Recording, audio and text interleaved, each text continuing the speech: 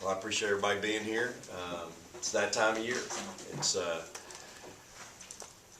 it's here whether we're ready or not. And I think last night was fun, but at the same time, we know there's a season in front of us. And these kids have been working awfully hard. I'm proud of their work ethic. We certainly have a long way to go. We're nowhere near a finished product, but we're not supposed to be right now. And so we're excited to be able to have our home opener on Friday. Should be a great weekend. With us and the men playing on Friday night, and then football, hosting Alabama on Saturday. It's just a great time to be a Bulldog, and should be a tremendous weekend for our fans and for this great university. So we're just excited to be a part of it. Obviously, these two here with me today, they need to have big years for us to be successful, and they know that, and they wear it every day. And you know what? I feel pretty comfortable knowing that these two are on my team, and that what they're going to be able to accomplish this year. So I'm fortunate to be their coach, and again, we're excited to have an opportunity to represent this great university. Coming off of last night, can you talk a little bit about maybe not seeing any hesitancy in Kayla shooting? Well, yeah, I thought Kayla played really well early. Would love to have been able to play her more. She was in a little bit of a car accident yesterday and thought she'd be able to go, but as the game wore on, she didn't quite feel good, and so we got her out of there pretty quick. But Kayla played well. Again, I need Kayla to play well, and so I was excited to see her. I think the more her confidence improves, the better she's going to be for us. Listening to Coach Johnny's scouting report, sounds like you're going to run into some good shooters Friday night. Yeah. How about the defense of the perimeter being important? Yeah, they're going to spread us out, and it's going to be a challenge, especially for somebody like Chinway and T. To have to get out there on the perimeter and guard those fives that can really shoot the three. I think one of their fives shot it 90 times last year and shot 43% from out there. So that's going to be a big challenge for us, and it'll be good for us. So, like I said, they're going to do it. Florida Gulf Coast, who's an NCAA tournament team year in and year out, we're going to play them later in December. So this will be a great opportunity for our kids. We're going to have to communicate, and that's not something we're doing real well right now. I think these two tell you we're not a real good communicating basketball team right now, and so that's going to be something that we'll work on the next couple of days. But hey, that's why you play. Breanna, last year you weren't happy with the way you played at a certain point in the season, but Coach has really talked about how improved you've gotten and taken that leadership role. How do you feel like your game is right now coming into your third year? That's a good question. It's getting where it's supposed to be. We're not fully there yet. Still got a lot of things to work on, but I guess just coming in, working day in, day out, just get better day in, day. Vic, you talked about packing in crowds here over your time. How beneficial do you think it is to have a doubleheader to start the year, to maybe get people out that maybe have never seen your team, kind of get them interested in your program this year? Well, I think it's a great opportunity. I think it's a wonderful thing that we're able to do it. I appreciate our administration and our men allowing that to happen, because I think it's a great weekend. We're going to have so many fans here in town, and we have a saying in our program: you get one first chance to make a first impression. And so, hopefully on Friday night, because I always say, if you come see us play once, you might never miss another one.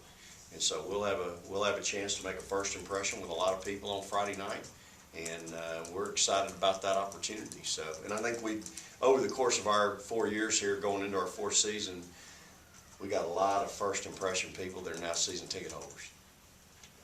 Bree and Victoria, can you talk a little bit about the difference that you see in Kayla in terms of maybe being a little bit more confident this season compared to last season?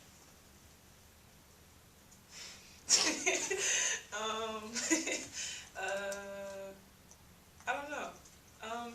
She's doing good.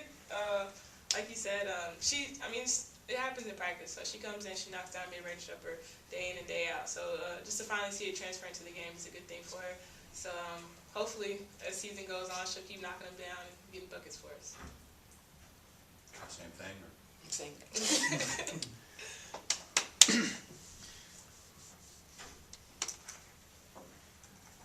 Victoria, can you you talk about the communication part of it, the coach was talking about how important it will be Friday night and moving forward? Yeah, the communication with us is not, like Coach said, it's not at its best right now, but we have a lot of time to improve. But coming out Friday, which Coach saying they like spread the floor and like do a lot of shit, we got to do a lot of communicating, like to help each other out and like to take each other, like if we ain't there, like to run out there and block, like contest a shot if somebody's on the go trying to defend. But we got to just communicate. It's gonna get better with time though. So. Vic, how beneficial was last night's game as far as developing your bench and also getting those newcomers out there, get them on the floor in front of a crowd for the first time? Well, again, I think from a confidence standpoint, it was great. I think you saw some chemistry with some different lineups out there that's really beneficial. And hopefully it was beneficial to that first group that started, because I don't know that their chemistry was as good as that chemistry of some of those other combinations that we had in there after them. And then once they came back in, I thought the chemistry improved. And that's something that we've talked about. We've talked about watching the San Antonio Spurs and how they just have an unbelievable team chemistry, and they make the extra pass and they turn down good shots to get great shots. And so I think this team, that's something that we're really trying to embrace and develop with this program, but with this team. But again, this communication piece, it's not just a point guard communicating what play we're running. It's communicating in transition defense. It's communicating, hey, good play. Hey, you got to block out. Hey, all those things are part of having that communication. If you have good communication, you got a chance to have good chemistry. So I think that's really a big piece to what we're trying to get done right now and improve. And I thought you saw flashes of that last night, and I think that's what that game provided, was some confidence for some of our kids. Jasmine Holmes got some confidence last night, 10 assists, 2 turnovers. Bakara Salter got some confidence last night, 5 out of 10, only 1 turnover. So I think those kids, Blair had 21 on 8 out of 15 shooting, so those kids got confidence. And again, that's 3, remember, I was up there with 3 sophomores last night. Those kids are now the kids coming off the bench. JJ, Kendra, Savannah, 3 seniors. That's who came off the bench last year. We replaced that now with 3 sophomores, with a sophomore class. So those kids are going to have to be good for us in January, February, March. And so right now I think it's real important that we develop some type of confidence and consistency with them. With the communication that you talk about, coming off of the close scrimmage that you had against Georgia Tech, how much do you think that that's going to be magnified when you get deeper into the schedule, and arguably teams are going to probably try to press you and take advantage, or supposedly take advantage of your youth in the backcourt? Well, number one, I think it's going to be really hard to press Morgan Williams. So the best press attack you got is a good point guard, and I think I got 2 good ones. So, that being said, certainly their size might be attacked a little bit by some of the bigger teams, especially in our league. Tennessee always is a zone pressing team, and it's hard to see over that front line. I think those kids, as we develop and work on it, and we work on it in practice, Morgan struggled the other day a little bit with it, but I think she's going to become more and more comfortable with it, and she'll become more comfortable because her skill set's going to get better. And so you get confidence with a good skill set. If you don't have a good skill set, it's hard to be confident. And so I think with both those kids, they're going to provide a real challenge for people that want to press us.